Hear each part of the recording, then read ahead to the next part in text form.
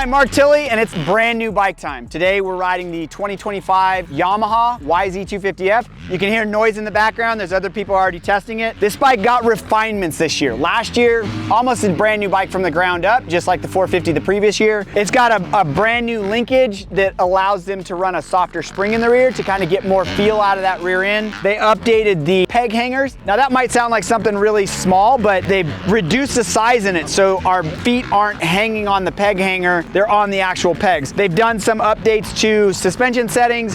They did some map stuff in the app that allows you to adjust the bike a little bit more. They have a new switch up here that is kind of streamlined a little bit. When it comes back to the app thing, Yamaha has the best app on the planet for motorcycles when it comes to connectivity. So when they're updating that app and giving you more kind of power to go around and move it, it's a really cool thing. If you want to know more about this motorcycle and what's changed, we did a video with Mike Ulrich from Yamaha about it. Head it over to our YouTube channel. That's enough talking. We're gonna go ride this thing.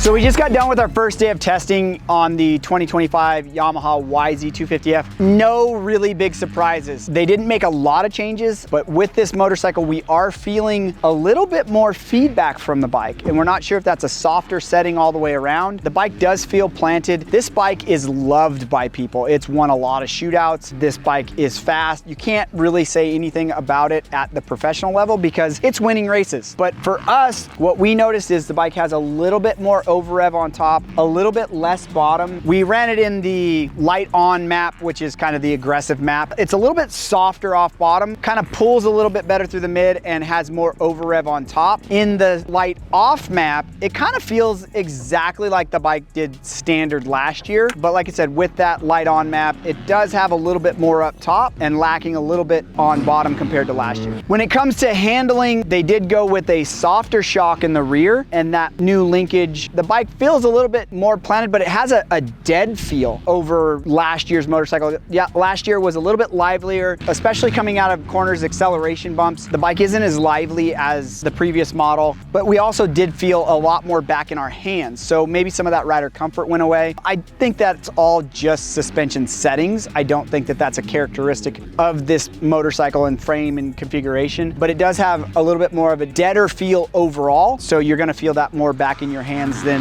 you would if the bike was coming back at you. The redesigned peg mounts, we noticed that our feet aren't hanging up as much on the pegs. Kind of similar to the 450 because it's the same design. A lot of people, and me personally, that I don't like is the new kill button. I find myself changing the maps a lot rather than just hitting the kill button. The kill button is about the smallest thing you can get on the planet. The mapping, I find myself going to turn the bike off and changing the map. But that's just a personal thing for me, so I have to make sure that it's in the map that I want it in when I start riding again. Overall, the bike has a different feel than last year. Suspension-wise, it, like we said, a little bit more of a dead feel across the board. And then motor-wise, in the standard map or in the light off map, it does feel like last year's standard bike. And in the more aggressive map, it does have a little bit more on top, a little bit less on bottom. This is our first day of testing. We had a private day here at Paula. So we're gonna do a lot more testing. You're probably gonna see some more videos with this bike, comparisons to some of the other Titans in the class. So stay tuned to that. If you want to know some of the technical differences between this bike and last year's motorcycle, we did a video, like we said, with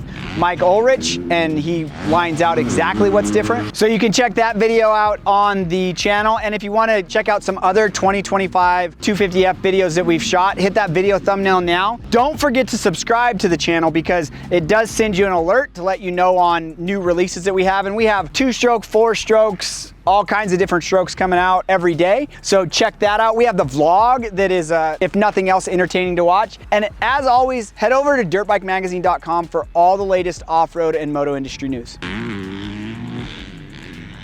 Mm-hmm.